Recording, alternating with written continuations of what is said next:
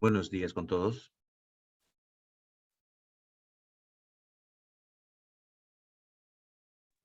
Buenos días, doctor.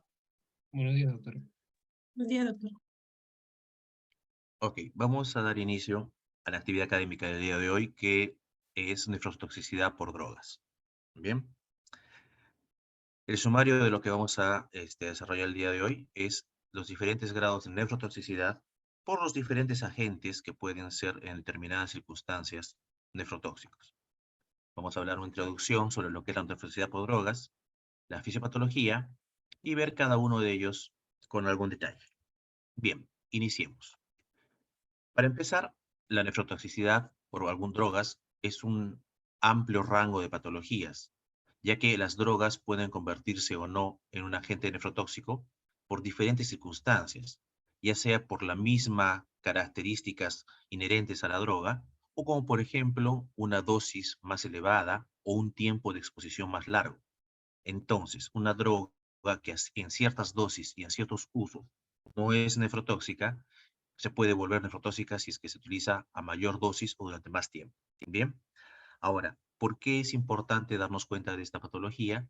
Porque uno puede prevenir que se desarrolle si es que dosifica adecuadamente cierto tipo de drogas o evita dar cierto tipo de medicamentos en algunos pacientes determinados, o a medida que uno hace el diagnóstico más precoz, puede tratarla en forma más temprana y recuperar al paciente en forma más rápida, sin dejar secuela y evitar complicaciones más serias. Bien, en cuanto a la fisiopatología de la nefrotoxicidad es variada. ¿Por qué? Porque los riñones se vuelven sensibles debido a que tienen características propias que los hacen más sensibles. Para empezar, los riñones reciben una alta tasa de flujo plasmático, ¿no? La cantidad de flujo plasmático que reciben es muy alta, 20% por lo menos del gasto cardíaco, y entonces además van a limpiar y van a depurar una serie de sustancias que suelen ser los productos, los metabolitos de las drogas. Entonces, la concentración de los metabolitos en el parénquima renal puede ser mucho más alta que en otros órganos, ¿de acuerdo? Y esto llevar a daño citotóxico. Ahora, el daño de las drogas producen en los riñones, usualmente, la mayoría de veces, se van a manifestar, se van a traducir como una lesión renal aguda, ¿de acuerdo? Sin embargo, en ciertas circunstancias, sobre todo el uso prolongado o una toxicidad muy marcada, puede devenir además en una enfermedad renal crónica, ¿de acuerdo? La nefritis túbulo-intersticial aguda es la forma más común de lesión renal aguda cuando hay uso de drogas. Sin embargo, puede haber otro tipo de daños además de la nefritis intersticial aguda. Si ustedes ven la lista de drogas que pueden producir nefritis intersticial aguda, como ven en la diapositiva, la lista es grande. Existe una gran cantidad de medicamentos que en determinadas circunstancias pueden ser nefrotóxicos. Y no solamente son medicamentos raros o extraños, hay medicamentos de uso muy común, como amoxicilina, por ejemplo, que en determinadas circunstancias puede ser nefrotóxico. Sin embargo, lo usual, lo que vemos en la práctica clínica, es que hay ciertos grupos de drogas que per se sabemos que son potencialmente nefrotóxicas y son con las que tenemos mayor cuidado, ¿no? En cambio, otras producen nefrotoxicidad en circunstancias muy raras, muy extrañas, y usualmente su uso suele ser seguro para los riñones. Bien, ahora, el tipo de fármaco produce diferentes mecanismos que inician el daño renal. Puede ser daño prerrenal, puede ser porque alteran o afectan la arteria renal, pueden producir algunos tipos de vasculitis o de glomerulonefritis. Algunos fármacos llevan a necrosis tubular aguda, a la nefritis tubulointersticial, que ya mencionamos que es lo más común, y algunos otros fármacos pueden producir, precipitar cristales en la vía de los túbulos y producir obstrucción, ¿no? Tanto intrarrenal como obstrucción postrenal. Y finalmente, algunos fármacos pueden llevar a la formación de trombos y problemas en la vena renal. Entonces, ahí en la gráfica ven los diferentes tipos de drogas que están más relacionados a un mecanismo de daño. Sin embargo, para complicar un poco más la cosa, hay algunas drogas que pueden tener más de uno de estos mecanismos al mismo tiempo. O sea, pueden producir daño por diferentes mecanismos. ¿De acuerdo? Ok. Ahora, en cuanto a la clasificación fisiopatológica, los libros de farmacología nos dicen, ¿no?, que las drogas se pueden clasificar en 6 grupos de mecanismo fisiopatológico de daño renal. ¿De acuerdo? Ok, los tienen a la derecha, ustedes lo pueden revisar después. ¿Ya? Si se dan cuenta, hay drogas de uso común que son las que se relacionan frecuentemente a daño. Por ejemplo, podemos ver aquí en todas las diapositivas, siempre van a ver que uno de los, ¿cómo se llama?, mecanismos de daño se producen frecuentemente por drogas que son utilizadas en automedicación, no prescritas por un médico, porque son drogas de venta libre. Y dentro de ellas los AINE es un grupo de drogas que se relacionan mucho a daño porque la gente va y compra su droga, su medicamento sin prescripción médica. ¿De acuerdo? Bien. Una de las formas características y de los síndromes característicos de daño renal nefrotóxico por drogas es la lesión renal aguda por contraste. ¿Ok? Bien. Fue descrita en el siglo pasado y a partir de allí cada vez fue más frecuentemente diagnosticada y llegó un momento en el cual el uso de contrastes quedó supeditado necesariamente a la evaluación de la función renal. Tanto así que es costumbre actual que antes de hacer un estudio de contraste radiológico, las instituciones, las unidades, ¿no?, de imagenología solicitan que el paciente tenga una creatinina que esté dentro del rango normal para poder ver si se puede o no se puede hacer el estudio contrastado. Bien. Sin embargo, aunque la definición actual está consensuada, ¿no?, y es que la ira por contraste es cualquier lesión renal aguda que ocurre 48 horas después de la administración de un contraste, esta definición no es exacta, no es perfecta, ¿de acuerdo? Una persona podría hacer una falla renal aguda en ese periodo de tiempo y no necesariamente por haber recibido el contraste.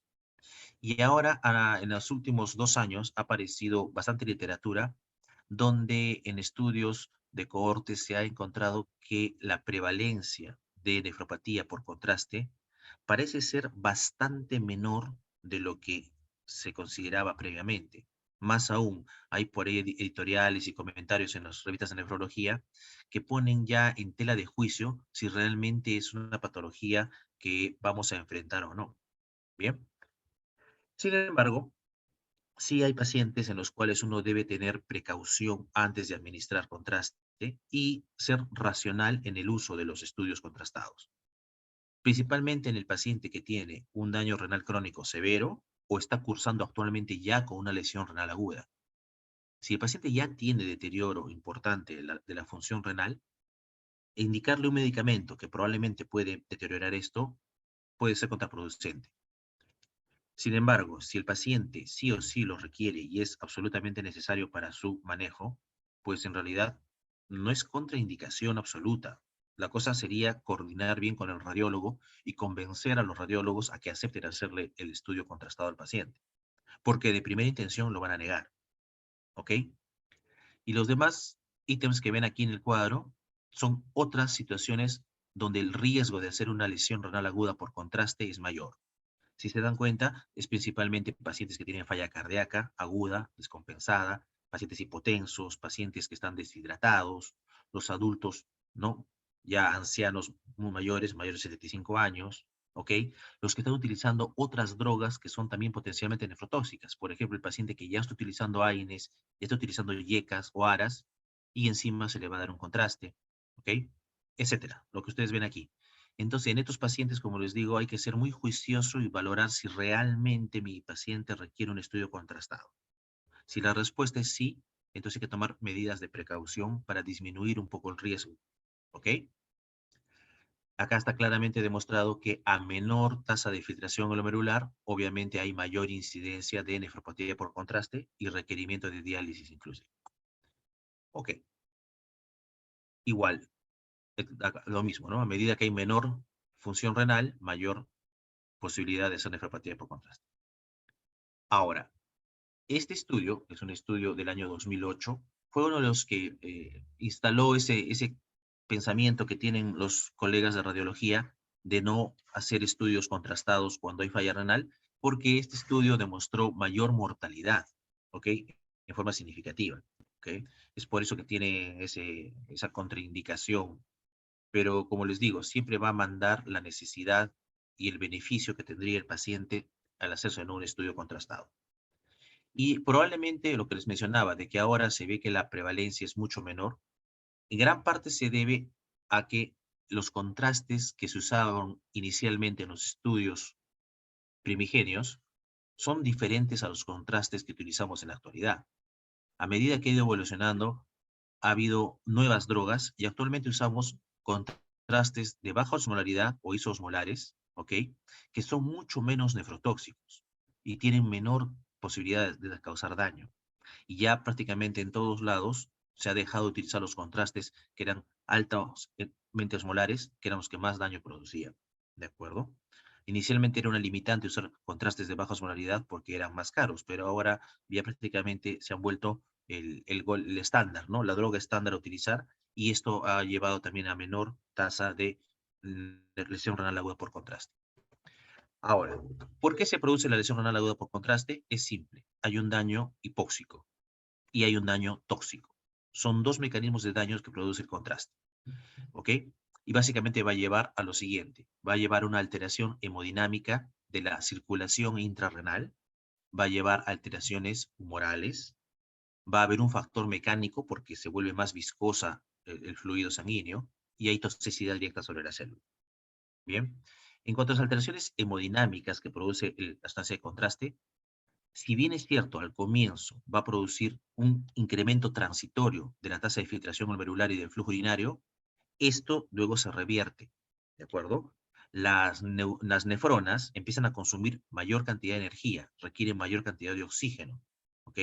¿Por qué? Porque el túbulo requiere aumentar su reabsorción de sodio. Y entonces, después se produce un efecto contrario, mediado por vasoconstricción. Y la vasoconstricción de la circulación renal va a producir una hipoxia en el parénquima, principalmente en la parte profunda del parénquima, que es la médula. Y entonces, esto, unido a que el flujo plasmático se vuelve más lento, hace que haya hipoxia a nivel del riñón y probablemente haya necrosis a nivel de las células del parénquima renal. En cuanto al mecanismo de mediador humoral, lo que se ve es que se activa, o perdón, se altera, ¿no? Hay un desbalance en el manejo normal del óxido nítrico. ¿Por qué? Porque se altera la óxido nítrico sintetasa intrarrenal y entonces se altera el control de la relajación de los vasos renales. Bien, y esto va a llevar a una alteración en la circulación renal y se va a redistribuir el flujo renal, llevando también a problemas de hipoxia e isquemia. En cuanto a los factores mecánicos, como el contraste es una sustancia que, sobre todo los antiguos, ¿no? Era hiperosmolar, hacía que la sangre se vuelva muy viscosa, el flujo sanguíneo se volvía lento, la microcirculación se volvía lenta, y eso hacía que haya menor oxigenación a los tejidos. Y finalmente, la toxicidad directa es una cosa inherente a la droga, a la sustancia, ¿no? Van a alterar una serie de mecanismos que van a alterar, por ejemplo, el manejo del sodio a nivel tubular, ¿no? La energía que tienen las células para poder cumplir sus funciones, y la hipoxia agrava esta alteración que produce la droga, y en conjunto, ¿no? La hipoxia, la vasoconstricción, la alteración a nivel de las mismas células va a llevar de que se produzca una serie de especies reactivas de oxígeno que a su vez son nocivas, van a dañar a membranas celulares, van a dañar el ADN de las células y van a producir que la célula muera. Y lesión renal aguda por ende. Bien, el cuadro clínico es muy inespecífico. Es básicamente como cualquier otra lesión renal aguda, con la única peculiaridad que aparece unos 2 a 3 días después de que se produjo el estudio con contraste. Es decir, uno no tiene la lesión renal aguda por contraste inmediatamente después de haber hecho la tomografía o el estudio que hayan pedido. Ocurre usualmente a los 2 días o hasta tercer día después de haber sido hecho el estudio, ¿de acuerdo? Y llega a un pico que está más o menos en el cuarto o quinto día, donde hay mayor daño, y de ahí las células ya se están regenerando y entonces empieza a mejorar, ¿bien? A diferencia de cualquier otra lesión renal aguda, aquí el FENA, a pesar de que es una lesión renal aguda parenquimal, con daño del parénquima, el FENA es menor a 1%. Es la única excepción para el diagnóstico de lesión renal aguda pre o renal por FENA. Bien, y como el daño es a nivel túbulo intersticial principalmente, usualmente no hay oliguria. El paciente mantiene la diuresis, ¿de acuerdo? Entonces lo que se ve en el paciente no es que se dematice ni nada, lo usual es que el paciente empieza a elevar urea y creatinina, 2 o 3 días después de haber hecho un estudio por contraste. Y no encuentran ninguna otra causa para que esté haciendo la falla renal aguda. Ahora, creatinina es un marcador bastante malo para ello. En varios estudios se ha buscado mejores marcadores para definir la lesión renal aguda por contraste. Ahí tenemos el Lenegal, estatina C, ¿ok?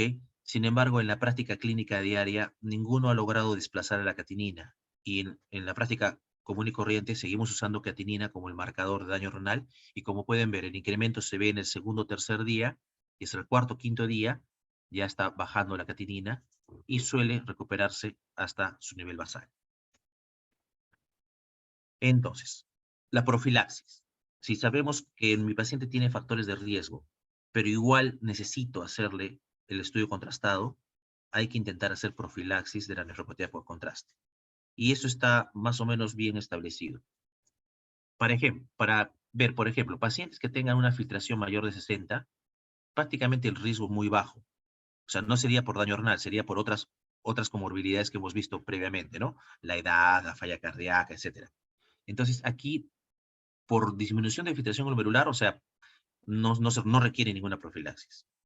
Si la filtración glomerular está disminuida hasta 45, ¿no? Si no hay ningún factor de riesgo adicional, tampoco se hace profilaxis para contraste endovenoso. Si es contraste arterial, por ejemplo, van a hacerle un procedimiento coronario a un paciente porque ha tenido una angina inestable o un infarto, ahí sí se da profilaxis. Si la filtración glomerular está entre 45 y 30, aquí la cosa cambia. Acá ya hay riesgo, siempre. Y este es un paciente de riesgo. Siempre tiene que hacerse profilaxis. Y si está por debajo de 30, en realidad no se recomienda hacer estudios contrastados, a menos de que sea absolutamente necesario y sea una cuestión en la cual sin el estudio radiológico no se pueda definir el manejo del paciente. Si no es así, la recomendación es no hacer el estudio, pero si se tuviese que hacer, el riesgo es alto, hay que hacer el seguimiento al paciente, hay que hacerle la profilaxis, pero es probable de que sí haya algún grado de lesión renal aguda. Ahora, en cuanto a la profilaxis, no hay normas claras, no hay reglas absolutas, ¿ok? La literatura varía un poco.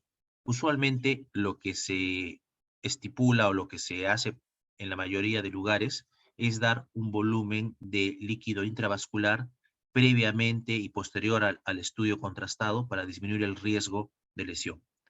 La cantidad, como les digo, no está establecida.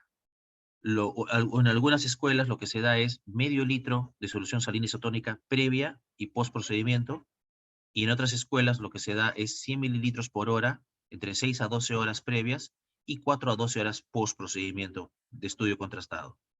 ¿Ok? Y algunas escuelas usan una tasa de infusión por kilogramo de peso. Siempre un tiempo antes y un tiempo después del estudio. No hay estudios claros que hayan demostrado cuál de las formas es mejor que otra. Bien.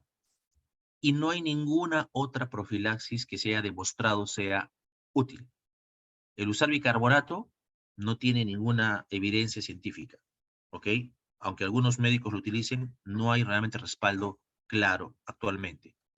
Igual, N-acetilcisteína tampoco tiene ningún respaldo actualmente en la evidencia médica. Estatinas tampoco, ¿ok? Y mucho menos otras drogas que están aquí como teofilina, manitol, etcétera, que tampoco tienen ninguna evidencia científica que diga que son útiles para prevenir nefropatía por contraste.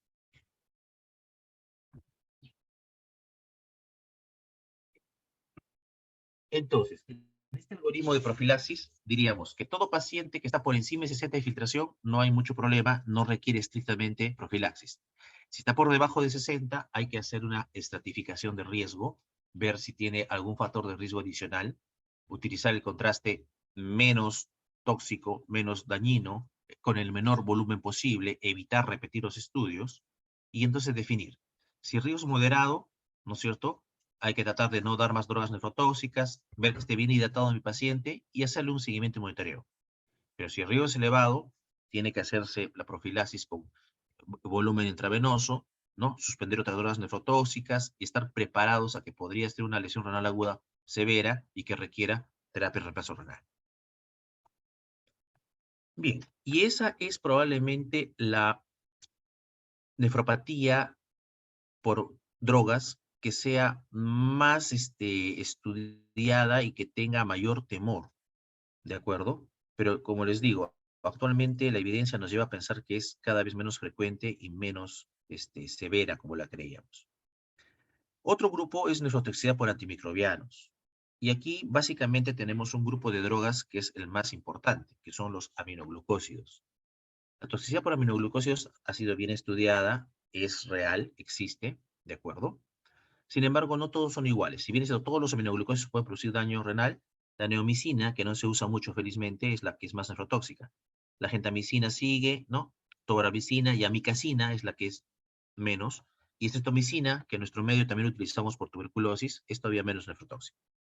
Ok, ahora, el mecanismo no está totalmente claro, pero se cree que tiene que ver con la producción de grupos de amonio que se producen, ¿no? Y que van a producir daño al nivel de la membrana celular. ¿Por qué? Porque se unen a la membrana a través de los residuos fosfolipídicos y esto altera la función de la célula. ¿Bien? Y entonces va a alterar finalmente la función de los endosomas y esto lleva a una disfunción de las funciones inherentes de la célula. ¿De acuerdo? Ok, finalmente, lo que va a producir el aminoglucósido es una alteración dentro de las organelas de la célula y cuando la dosis es muy alta o es muy prolongada, puede llevar a la muerte de la célula. ¿Ok? Bien. Acá en detalle está la descripción de cómo se va produciendo el ingreso, ¿no? Retrógrado de la droga al aparato de Golgi, cómo se une al ARNN mensajero y cómo finalmente el cambio de la polaridad de las moléculas termina produciendo el daño de la membrana. ¿Ok? Eso lo pueden leer en cualquier texto de farmacología. Lo importante es cuándo sospechar que un paciente que está recibiendo o ha recibido monoglucósidos puede desarrollar una lesión renal aguda. ¿Ok? Y esto se da usualmente 5 a 10 días después de que se inicie el tratamiento con el aminoglucósido, ¿de acuerdo? Y es por eso que uno debe limitar el uso de aminoglucósidos al menor tiempo indicado. Usualmente los esquemas antibióticos deben ser de 5 días, 7 días máximo. Sin embargo, hay pacientes que requieren aminoglucósido durante muchas semanas, por ejemplo, en el manejo de endocarditis bacteriana. Reciben a veces 3, 4, 5, 6 semanas aminoglucósidos. Y entonces en estos pacientes hay alto riesgo de que hagan lesión renal aguda. Hay que hacer el seguimiento de la función renal. Y uno de los primeros indicadores de daño es que el paciente empieza a presentar poliuria, no oliguria, sino al contrario, poliuria, porque se daña el túbulo y no puede concentrar bien la orina. Y entonces va a haber pérdida de potasio, pérdida de magnesio y puede ser hipocalemia, hipomagnesemia. ¿Ok?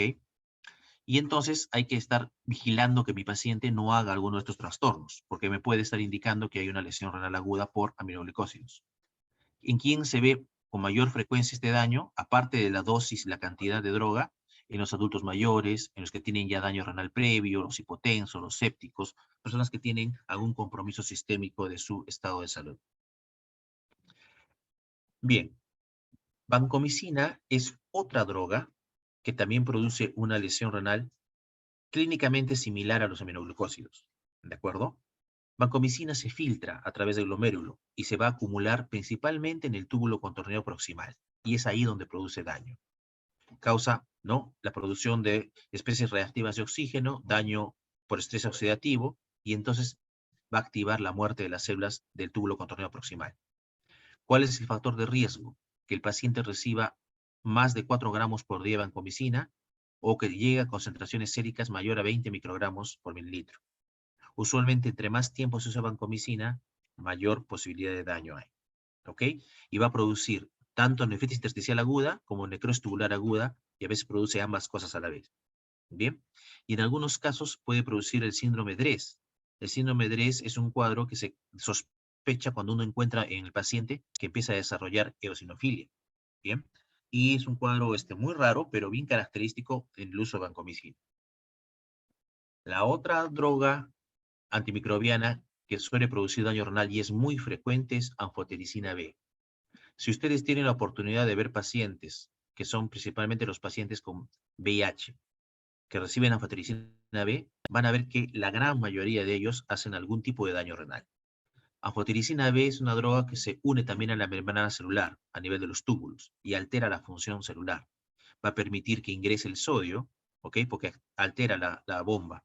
Y entonces, a medida que una persona recibe mayor cantidad de anfotericina, hay mayor posibilidad de daño. Y el daño por anfotericina se da cuando uno ha recibido más de 2 a 3 gramos. Entonces, no va a poder concentrar la orina, también es en poliuria, también es en hipocalemia, también hace hipomagnesemia, ¿de acuerdo? Y entonces la idea es limitar el antibiótico, bueno, en este caso sería el antimicótico, porque anfotericina a veces se usa solamente para hongos, al menor tiempo posible o cambiarlo por una droga alternativa, ¿ok? O utilizar algunos tipos de anfotericina que producen menos daño, como son la anfotericina liposomal. Finalmente, el otro grupo de antimicrobianos que producen daño renal son los antivirales. Y de todos los antivirales, más mirábamos este daño al inicio de la pandemia del VIH, ¿no es cierto?, en la década de los 90, porque las mezclas y las dosis que se utilizaban en ese entonces era mucho mayor que ahora. Ahora, en el TARP, con las dosis mezcladas que ya vienen en una sola tableta, inclusive ya premezcladas los diferentes antirretrovirales, ya es menos frecuente encontrar daño renal. De cuando en cuando se ve, ¿no? Ahora, inicialmente la droga que más se relacionaba a daño renal era el aciclovir, sobre todo porque en algún momento se utilizaba endovenosos, ¿de acuerdo? Y producía una lesión renal aguda oligúrica, ¿no? Y producía dolor de flanco muy intenso que a veces se confundía con cólico renal.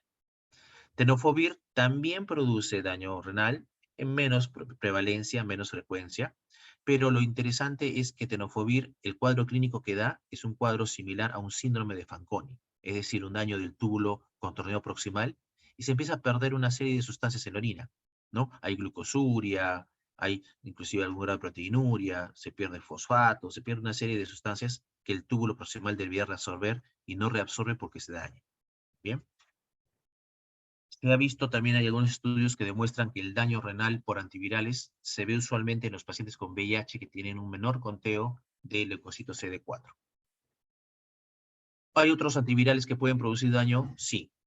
Y otros agentes antivirales producen daño por otro mecanismo, ya no por daño de la célula tubular, sino por precipitación. Forman cristales, se precipitan cristales en la orina y forman cálculos de cristales de la droga. Como pueden ver ahí en la lámina, tienen, por ejemplo, ¿no? cristales de indinavir, ¿ok? Y producen daño a nivel intersticial por inflamación, ¿ok? Y finalmente, hay algunas drogas que pueden inhibir la secreción de creatinina en el túbulo sin producir daño renal. Solamente nos producen elevación leve de la creatinina porque ya no se secreta a nivel del túbulo distal. Bien. Tercer grupo de drogas que suelen producir daño renal y que los colegas oncólogos suelen manejar bastante bien son las drogas quimioterápicas. La quimioterapia, dependiendo de cuál sea la droga que se use o en qué mezcla se da, pueden producir daño. ¿Ok? Una de las drogas que más daño renal producen es el cisplatino. ¿Ok? El cisplatino no se sabe muy bien cómo produce el daño renal. Hay varias teorías que llevan a pensar que daña el ADN de las células de la nefrona, ¿de acuerdo? Pero no está muy claro exactamente cuál es el mecanismo de daño. Lo que se sabe es que de todos los segmentos del riñón, uno de los que más sufre es el túbulo contorneo proximal, ¿de acuerdo? Y ahí se da lesión. Es la lesión más común, se da a nivel del túbulo contorneo proximal, y esto va a producir finalmente que el paciente desarrolle una lesión renal aguda con alteraciones de la función del túbulo proximal. Otra droga que produce daño renal es el metotrexate, que el metotrexate no se utiliza solamente para neoplasias, también se utiliza para algunos pacientes con enfermedades reumatológicas autoinmunes, como artritis reumatoide, por ejemplo. Es por eso que la dosis de metotrexate debería ser calculada por metro cuadrado de superficie corporal, ¿ok? Cuando uno da menos de 1 gramo por metro cuadrado, usualmente no hay ningún tipo de toxicidad, ¿bien? Cuando se da la toxicidad, es igual a una falla renal aguda no ligúrica, y una vez que uno suspende la droga, el tiempo de recuperación se prolonga entre 1 a 3 semanas. No se prolonga, no es tan rápido, demora un poco en recuperarse el riñón después de la lesión por metotrexate.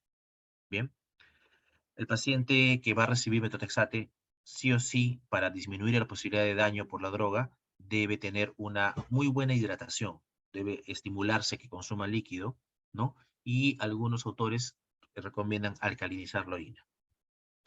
Otra droga de quimioterapia que puede producir daño renal es ciclofosfamida, lo cual es paradójico porque ciclofosfamida es una droga que utilizamos mucho también para problemas de lesión renal aguda por glomerulopatías. Existen algunas glomerulonefritis cuyo tratamiento es dar ciclofosfamida. Entonces, si bien esta ciclofosfamida puede causar daño, a veces hay pacientes que tienen que recibirla como parte del manejo de la enfermedad renal y a veces es difícil saber si el paciente empieza a ir mal es porque está yendo mal la glomerulopatía de fondo o porque está haciendo algún daño por la ciclofosfamida que le estamos dando. ¿Ok? Otras drogas de quimioterapia que pueden producir el daño renal son las que tienen ahí, ¿no? De ellas más la ifosfamida que ha aparecido ahora último, el 5-fluorouracilo también produce, ¿no? Un daño renal. Ok.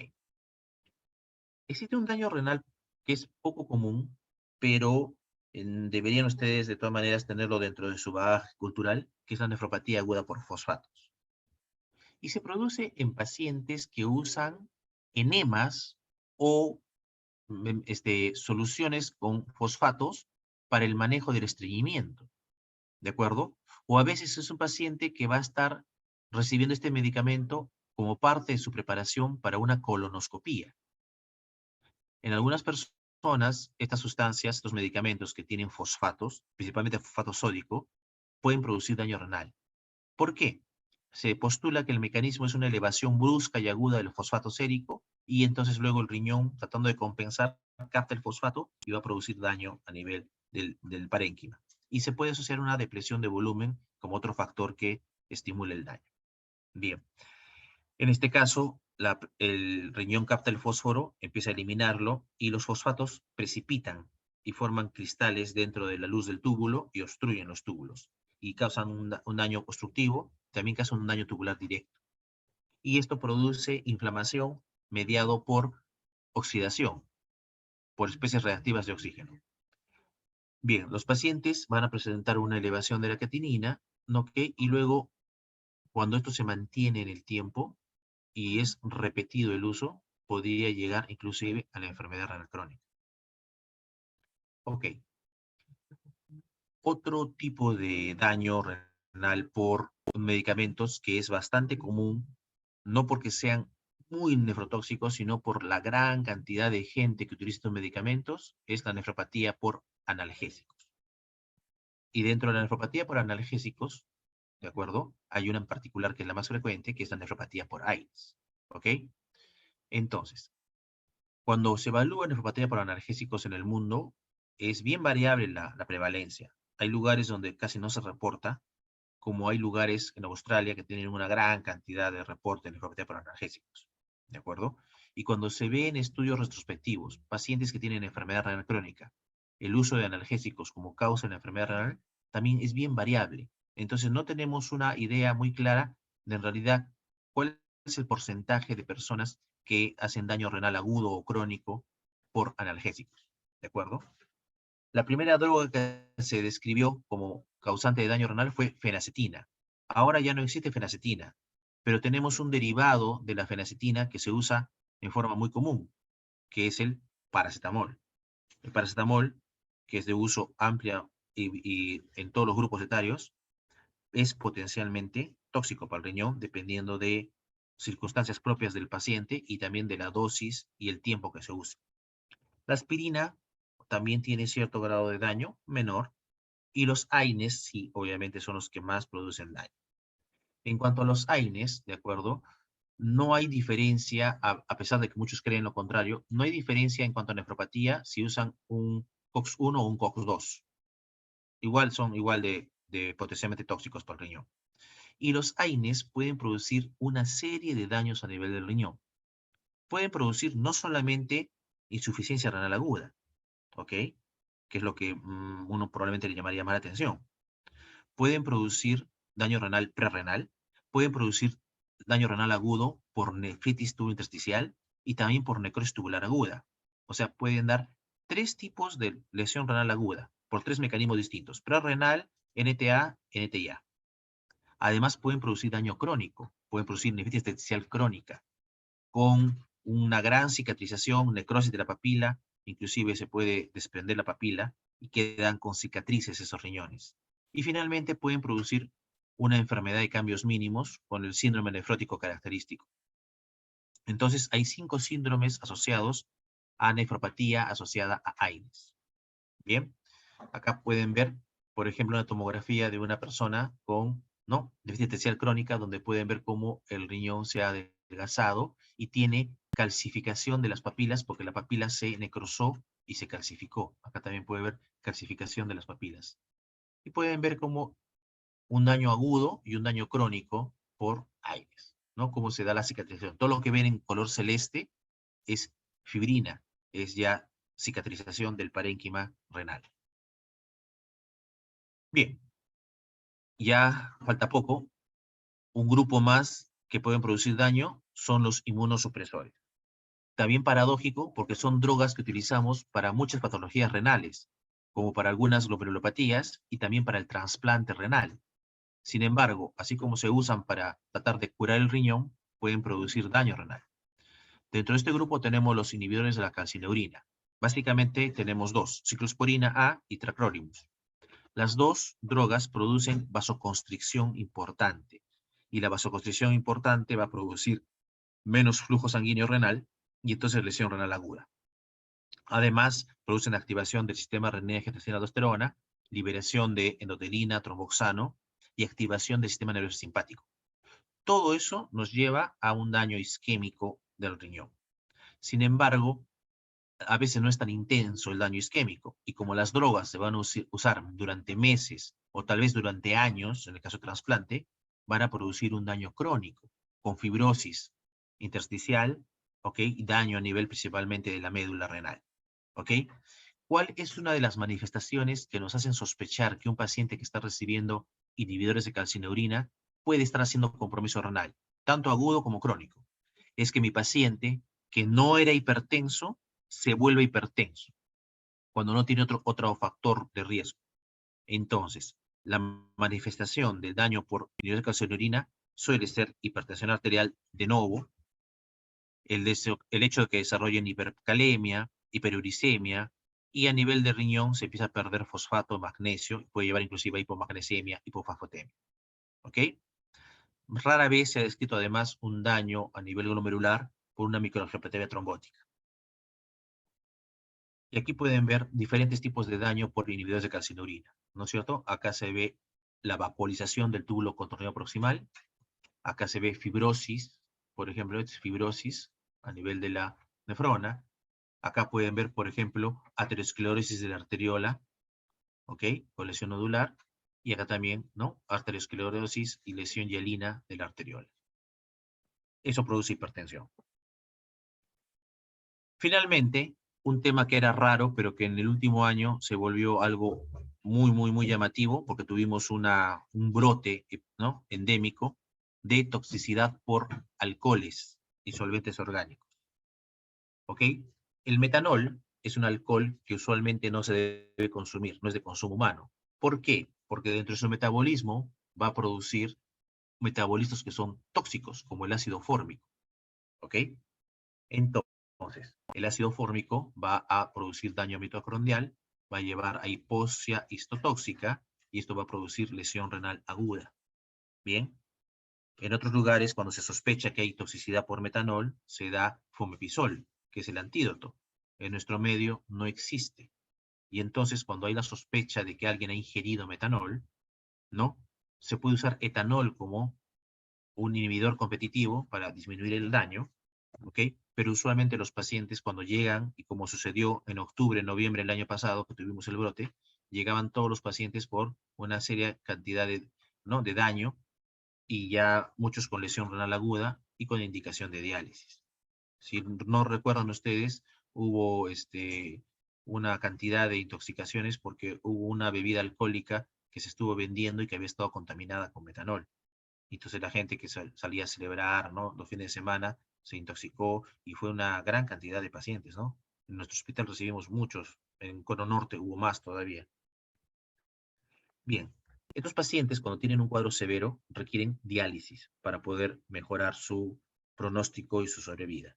existen criterios para hacer diálisis, que son los que tienen aquí en el cuadro, por dos tipos de sociedades, ¿no? Por la Academia Americana de Toxicología Clínica o por el grupo de trabajo, ¿no? De tratamiento de envenenamiento extracorpóreo. Son similares, ¿no? No son iguales, pero son similares. Y básicamente lo que dice es que cuando alguien tiene más de 50 miligramos por decilitro de metanol, es una indicación clara de hacer una terapia represorrenal.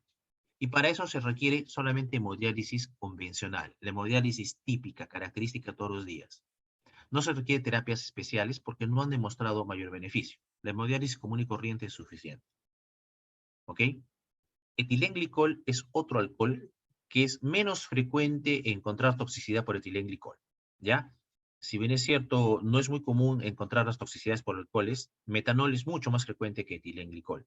Etilenglicol es un alcohol que se encuentra formando parte de ciertos compuestos que a veces son ingeridos por error, involuntariamente, o son ingeridos por personas que son alcohólicas y que en su adicción terminan ingiriendo cualquier tipo de alcohol que encuentran cerca, ¿de acuerdo? Por ejemplo, el etilenglicol puede estar en algunos líquidos que se utilizan en las baterías, y como tiene un sabor medio dulzón, ¿no? Es agradable a veces al gusto, y lo mezclan para tomar bebidas alcohólicas. Bueno, en este caso también se da una formación de metabolitos tóxicos, una acidosis metabólica importante, y al igual que con intoxicación por metanol. El manejo debería ser con la misma droga, fomepizol, que no hay en nuestro medio. Por lo tanto, cuando el paciente tiene un nivel mayor a 50 miligramos por decilitro, tiene que ir a diálisis, igualito como se ha visto en la intoxicación con metanol. Lo interesante en la intoxicación por etilenglicol es que el diagnóstico que se sospecha a veces puede casi, digamos, confirmarse, porque el etilenglicol lleva a que en la orina se formen cristales de oxalato de calcio. Entonces, una persona que ha ingerido probablemente un alcohol de este tipo, ¿no? Que tiene falla renal aguda, de causa no muy bien clara, y en el examen de orina le encuentran cristales de oxalato de calcio, es muy probable que sí se esté tratando de una nefrotoxicidad por etilenglicol, y que el manejo sea someterlo a diálisis para remover la droga y sus metabolitos tóxicos. Finalmente, para terminar, hay toxicidad renal también por drogas que son actualmente ilícitas, drogas de consumo ilícito, siendo la más común la cocaína. La cocaína es la droga ilícita que más daño renal puede producir y tiene varios mecanismos. Un mecanismo es porque puede llevar al desarrollo de radiomiólisis. Y la radiomiólisis, como van a leer, da una patología llamada nefropatía por mioglobina, y la nefropatía por mioglobina tiene toda una característica, ¿no? En la cual se desarrolla daño tubular, taponamiento y falla renal aguda debido a la acumulación de mioglobina en el túbulo renal. Pero además, los pacientes con uso de cocaína, uso y abuso de cocaína, cuando producen o desarrollan radiomiólisis, además tienen otros factores que facilitan el daño. Usualmente suelen estar deshidratados, suelen tener hipertermia, ¿ok? Por el mismo daño a nivel cerebral, alteración a nivel cerebral, ¿de acuerdo? Y la cocaína va a llevar además a mayor vasoconstricción, tanto renal como sistémica, con isquemia y daño renal, y además en algún caso el paciente puede tener una toxicidad, intoxicación severa por cocaína y terminar produciendo convulsiones, ¿ok? Y esto va a llevar a mayor daño muscular y mayor daño renal secundario. El otro mecanismo por el cual cocaína puede producir daño renal es porque produce hipertensión arterial maligna o una descompensación de la hipertensión arterial ya existente, ¿de acuerdo? La hipertensión arterial maligna es un cuadro severo, es un cuadro de una emergencia hipertensiva que requiere manejo hipotensor endovenoso, y puede inclusive evolucionar mal y llevar a que el paciente presente tanto daño en órgano blanco como corazón, como cerebro, ¿ok? Y riñón, obviamente. Finalmente, hay otro mecanismo para el daño por cocaína, que es la enfermedad vascular. Y este es un daño menos frecuente, pero puede estar presente en pacientes que tienen el uso y abuso crónico de cocaína, sobre todo con dosis cada vez más crecientes, ¿no? Se va produciendo isquemia renal, vasoconstricción, ¿ok? Y puede llevar inclusive a que se presente infarto renal. Uno de los diagnósticos diferenciales de un infarto renal es que el paciente no haya tenido un consumo reciente de cocaína, ¿de acuerdo? Pero a largo plazo también va a producir daño renal isquémico porque va a facilitar la aterosclerosis, la fibrosis de las arterias del riñón, ¿no? Y además la cocaína puede producir lo que se llama la crisis renal esclerodérmica, ¿ok? Y esto se da porque hay un daño en el endotelio. Entonces se altera la adecuada contracción y relajación del vaso y esto va a producir la crisis. Finalmente, hay un mecanismo raro donde la cocaína puede dar alguna glomerulonefritis, ¿ok? Que se suele asociar a una púrpura de Noche-Schoenlein y a enfermedad antimembrana basal. Bien, otras drogas ilícitas que pueden producir daño renal con mucho menos frecuencia que cocaína son los opiáceos, que también producen rhabdomiólisis, ¿no? La fenciclidina, ¿no? Conocida como polvo de ángel o no, la píldora de la paz, también produce daño renal también por rhabdomiólisis.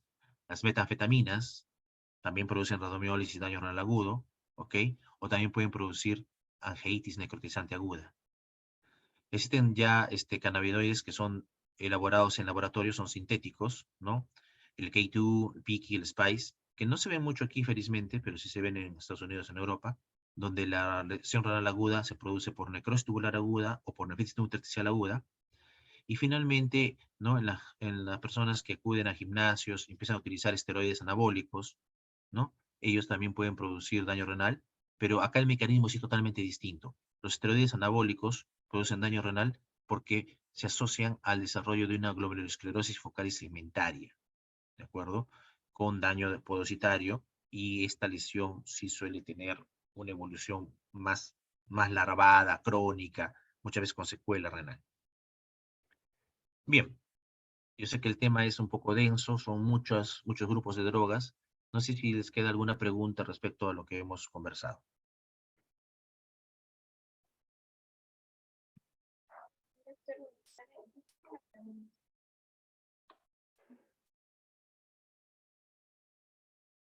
¿Me puede escuchar? Sí, te escucho, dime. Sí, quisiera saber acerca del tratamiento con metotrexate, ¿en qué, o sea, por cuánto tiempo la persona tiene que tomar el medicamento para evidenciar daño a nivel renal? A ver, no te escuché bien. ¿Cuánto tiempo tiene que tomar una persona qué cosa para tener daño renal? ¿Qué medicamento? Metotrexate. Ah, metotrexate. Ya. Esto depende, como te digo, de la dosis calculada por metro cuadrado de superficie corporal. ¿De acuerdo? O sea, no tiene que ser mucho tiempo. Si tú le das a una persona desde el inicio una dosis mayor a 1 gramo, en el poco tiempo puede hacer el daño. ¿Ok? Ese es el principal factor de riesgo, que tú le des una dosis mayor a la que debería recibir. La otra es que le des una dosis adecuada y que use largo tiempo. Sin embargo, en la literatura y en la experiencia que tenemos, ¿no? Los pacientes con, por ejemplo, el caso típico es las pacientes con artritis reumatoide. Los pacientes con artritis reumatoide, cuando usan metotrexate a la dosis adecuada por debajo de ese tope, no suelen presentar daño renal. O sea, es una droga bien tolerada y ellas usan metotrexate durante años, o sea, años. Bien, si bien es cierto, el reumatólogo al inicio les da una dosis mayor, les puede dar, ¿no? 100, 150 miligramos, después va bajando, ¿no? Y los deja con una dosis de mantenimiento. Esa dosis de mantenimiento es una dosis bajita para evitar la recaída de la artritis reumatoide, y entonces con esa dosis baja, aunque la toman años, no suele verse mucho daño renal, es bien raro, bien atípico. Más es cuando se da una dosis alta por encima del valor que te digo. Gracias, doctor.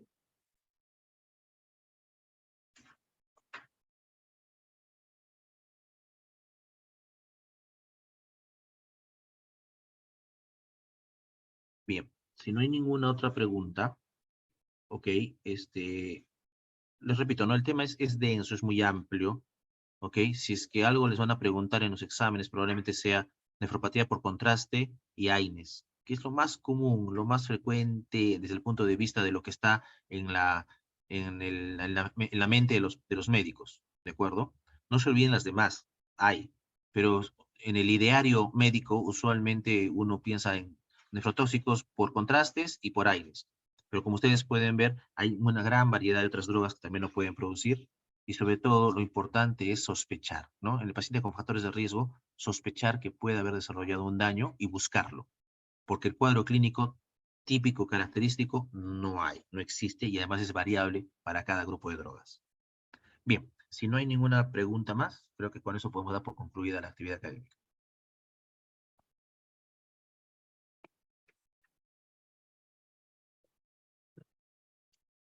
Gracias, doctor. Hasta luego, doctor. Gracias.